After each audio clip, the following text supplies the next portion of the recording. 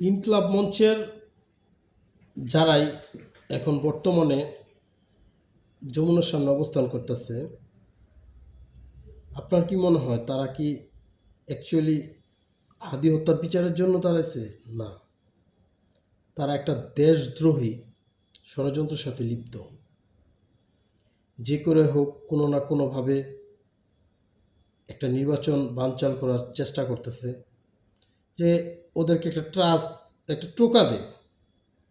নাসির উদ্দিন পাটোয়ারি যেমন প্রতিদিন আল্লাহর কাছে ফরিয়াদ করে যে আমার মার, ওরাও এরকম একই স্বার্থে দাঁড়াইছে যেন আমাদের কেউ একটু মার, তাইলেই আমাদের যে ষড়যন্ত্রটা, ওরা যে ষড়যন্ত্র লিপ্ত হয়েছে সেই ষড়যন্ত্রটা বাস্তবায়ন করতে পারব।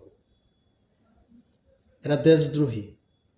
হাদি হত্যার বিচার আমরা সবাই একমত, আপনি যেমন একমত আমিও একমত, কিন্তু এইভাবে না। হাদি হত্যার সর্বোচ্চ, বাংলাদেশের সর্বোচ্চ লেভেলের বিচার হয়েছে, এখনো পর্যন্ত চলমান। যতটুকু সরকারের সক্ষমতা আছে ততটুকুই সরকার করতেছে। বাকি যারা এখন লিপ্ত হয়েছে তারা একটা ষড়যন্ত্রের সাথে লিপ্ত হয়েছে গভীরভাবে।